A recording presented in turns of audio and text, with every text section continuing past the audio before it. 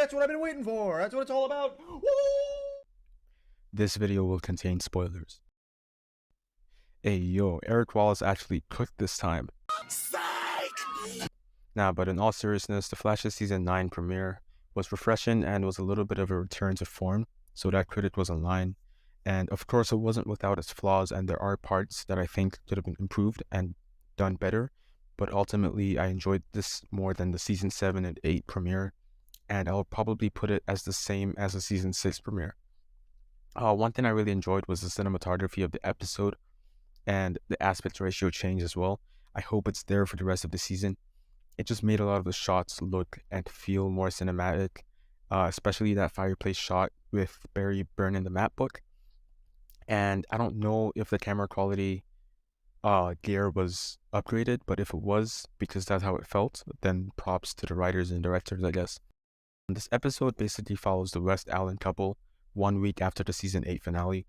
Barry has created a map book that notes future events and asks for a CSI promotion from Kramer, and Iris gets an offer from the Cat Grant to buy CCC Media. And shortly after, Barry gets an alert. He meets the Earth Prime version of Captain Boomerang, and after a battery he was stealing explodes, Barry and Iris get trapped in a time loop. And throughout the episode, it's just them.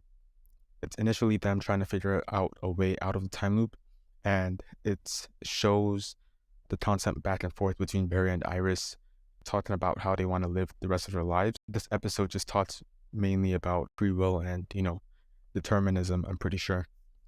And by the end of the episode, Caitlin's character is revealed to be someone other than Caitlin and Frost. Joe wants to leave Central City, and Captain Boomerang delivers something to an unknown speedster that we can all assume is probably Red Death, who has been chosen as the new Negative Speed Force's avatar.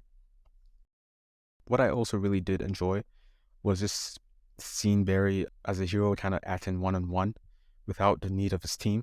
And he initially, when he was facing Captain Boomerang, he showed a little bit of a cocky attitude, in my opinion. That's something that I didn't like, I think, from a writer's perspective, but I enjoyed in the show, because I guess it was only a matter of time before someone who has been doing his job for 9 years becomes cocky in the field. And I'm pretty sure it's Superhero 101 to never underestimate your opponent. I also really liked how from Abracadabra in like season 7, we see Barry a little bit more obsessed with the future, just as Abracadabra said. So a little bit of continuity from that season 7, and it's not just a total 180 on his character and development. I also like how they referenced Supergirl and Cat Grant. That was really cool. And Iris's, media empire is growing now. Coincidentally, Chester and Allegra aren't in the episode as much, and this episode is a lot better than the ones that they are in. So who would have thought?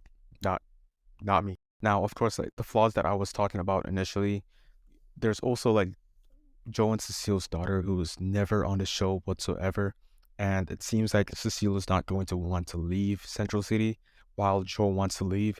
And I also don't like Cecile as well. I would love for Joe and Cecile to just exit the show, but we'll see how that goes.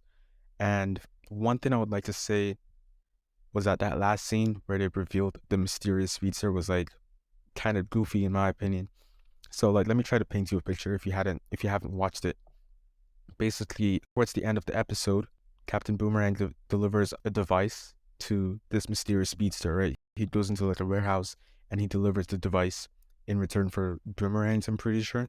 And then Red Death is like probably vibrating faster than the eye can see, and then she appears out of nowhere, and then she is standing right in front of him.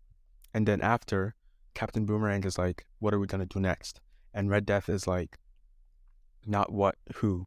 Barry Allen is never truly alone, but once I'm done with him, he will be.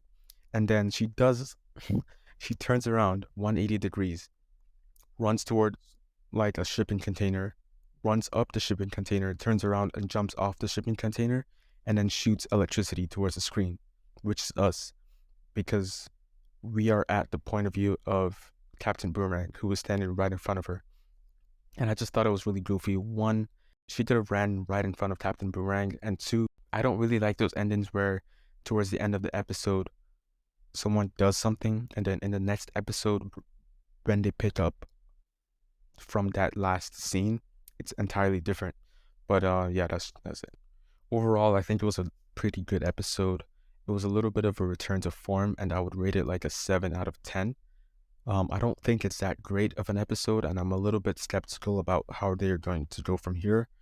Especially that whole Chester and Allegra thing, and Cecile staying in Central City with her new powers. And of course, it was a little bit goofy throughout the episode, but it's lighthearted, and I'm fine with that. So, yeah, peace.